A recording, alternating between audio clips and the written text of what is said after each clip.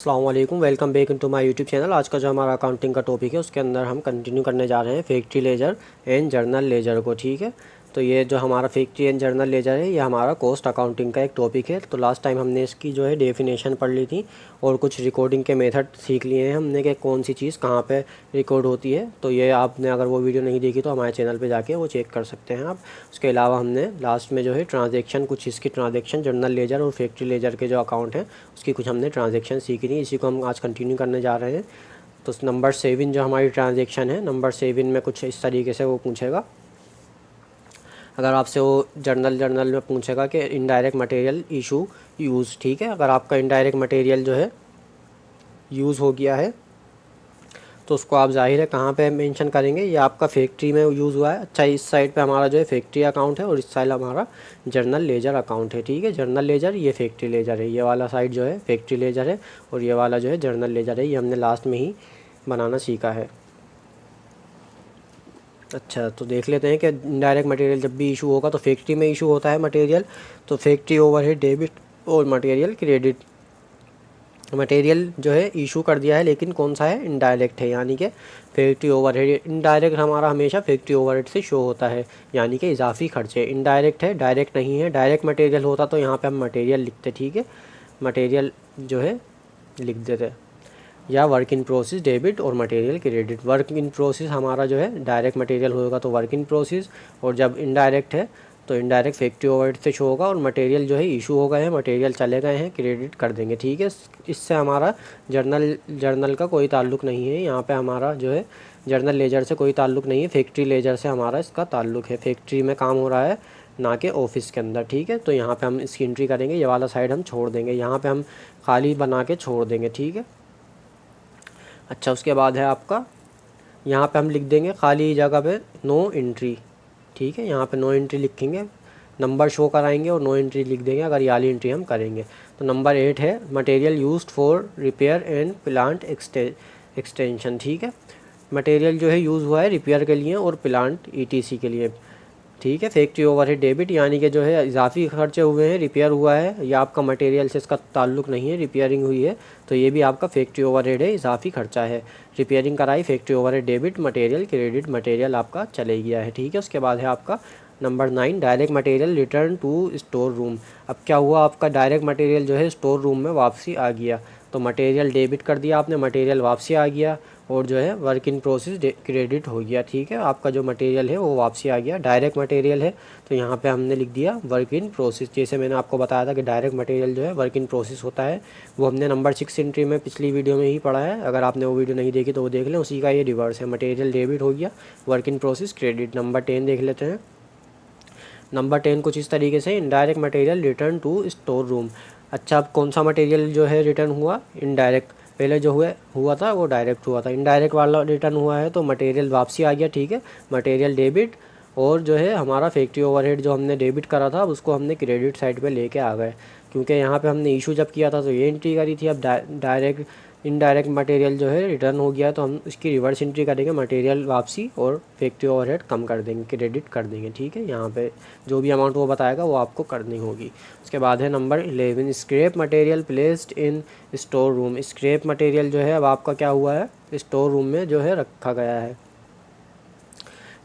Scrap material store room में रखा गया है। ठीक है, स्क्रैप इन्वेंट्री डेबिट और वर्क इन प्रोसेस क्रेडिट, क्योंकि ये स्क्रैप मटेरियल जो है आपका कहाँ से बचता है, वर्क इन प्रोसेस से बचता है। जो आप काम करते हैं उसमें से आपका जो है स्क्रैप निकल के आता है, कचरे का माल जो है आपका निकल के आ जाता है। तो आप स्क्रैप इन्वेंट्री आपकी बढ़ गई फैक्ट्री के अंदर। ठीक है, और वर्क इन प्रोसेस आपका जो है कम हो गया है, यानी कि जो वर्क में से आपने सामान निकाल लिया है वो उसको क्रेडिट कर देंगे। ठीक है, स्क्रैप की आप एंट्री ये बनाएंगे।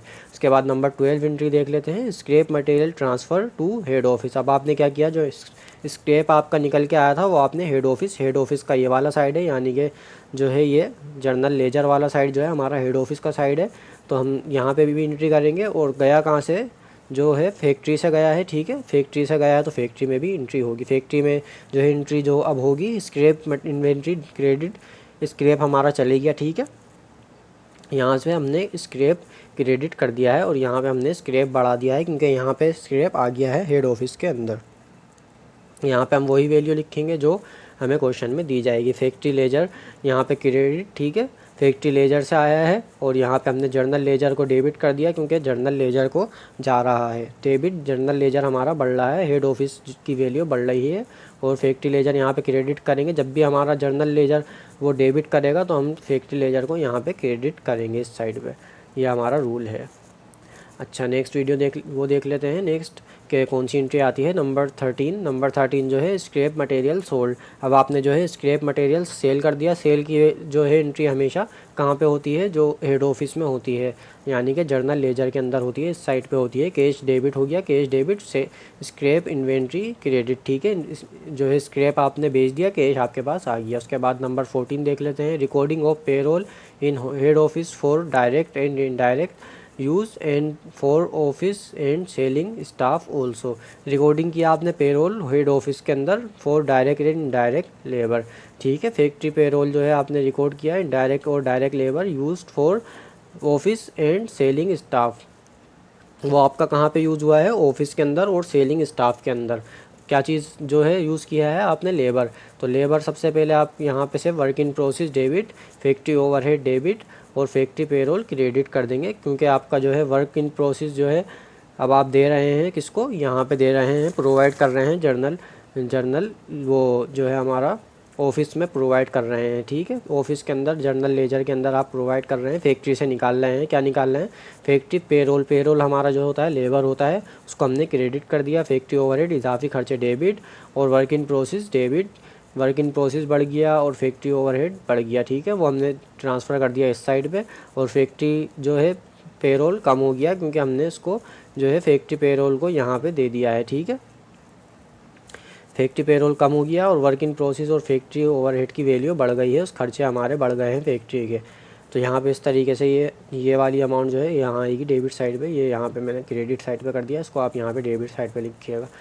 अच्छा, वर्क इन प्रोसेस डेबिट और जो है फैक्ट्री ओवरहेड डेबिट और फैक्ट्री पेरोल क्रेडिट। लेबर आपने ट्रांसफ़र कर दिया इधर, पेरोल डेबिट, ठीक है। पेरोल आपका जो है लेबर जो है डेबिट कर दिया, ठीक है, क्योंकि यहाँ पे payroll recording of payroll in head office. यहाँ पे आपको ये भी बोल सकता है कि रिकॉर्डिंग ऑफ लेबर को आप पेरोल ही बोलते हैं, तो आपको पेरोल डेबिट करना होगा। प्रोविडेंट फंड, इनकम टैक्स और एक्रूड पेरोल, ये सब आप चीज़ जो भी क्वेश्चन में वो बताएगा, प्रोविडेंट फंड या इनकम टैक्स और जो है एक्रूड पेरोल, ये सब आप क्रेडिट करते जाएंगे, ठीक है। उसके बाद है आपका 15, नंबर 15 में है voucher preparation of accrued payroll. Voucher जो है आपने प्रिपेयर किया किसके लिए, एक्रूड पेरोल के लिए, यानी कि एक्रूड पेरोल क्या होता है आपका जो है लेबर होता है। एक्रूड पेरोल डेबिट और वाउचर पेरोल क्रेडिट, ठीक है। वाउचर बना दिया आपने, क्रेडिट कर दिया, और जो है एक्रूड पेरोल जो उधार हैं आपके पेरोल वो आपके बढ़ गए हैं, उधार हो गया है लेबर, और वाउचर आपने दे दिया है, बना दिया है, ठीक है। ये वाउचर क्रेडिट और एक्रूड पेरोल डेबिट, ठीक है। ये आपकी जब भी एंट्री होगी तो वाउचर आप क्रेडिट कर देंगे और एक्रूड पेरोल डेबिट। अच्छा, payment of voucher payable of accrued payroll. अब आपने क्या किया, पेमेंट कर दी है वाउचर पेबिल, जो आपने यहाँ पे वाउचर बनाया था एक्रूड पेरोल का वो आपने पे कर दिया है, तो वाउचर पेबिल डेबिट, ठीक है, और बैंक क्रेडिट, ठीक है। यहाँ पे आप बैंक क्रेडिट और वाउचर पेबिल डेबिट। अच्छा, यहाँ पे वाउचर पेबिल भी लिख सकते हैं और वाउचर पेरोल भी लिख सकते हैं, ठीक है। पेबिल लिखें, वाउचर पेबिल लिखें तो ज़्यादा बेहतर रहेगा। वाउचर पेबिल, उसके बाद डेबिट और बैंक क्रेडिट। बैंक आपने पे कर दिया है वाउचर पेबिल का। अच्छा, अगर बैंक से पे करेंगे तो बैंक लिखेंगे, उसके बाद अगर आप कैश से पे करेंगे तो कैश क्रेडिट कर देंगे, ठीक है। वो आपको क्वेश्चन में देखना होगा। अच्छा, उसके बाद है number 17, closing of factory payroll for direct and indirect labour. अच्छा, अब आपने क्या करा, क्लोज कर दिया फैक्ट्री पेरोल को, डायरेक्ट इनडायरेक्ट लेबर, जो आपका डायरेक्ट और इनडायरेक्ट लेबर था उसको आपने क्लोज करना है। फैक्ट्री पेरोल डेबिट और journal ledger credit. Factory payroll आपका बढ़ गया है और जर्नल लेजर को आपने ट्रांसफ़र कर दिया है, ठीक है। तो यहाँ पे आपको जब भी ट्रांसफ़र करना होता है जर्नल लेजर, जब आप इस साइड क्रेडिट करते हैं तो इस साइड आपका फैक्ट्री लेजर डेबिट हो जाता है। कौन से साइड पर, जर्नल लेजर के साइड पर। फैक्ट्री जर्नल वो फैक्ट्री लेजर डेबिट और जो है हमारा पेरोल यानी कि जो वो है लेबर वो क्रेडिट हो गया, ठीक है।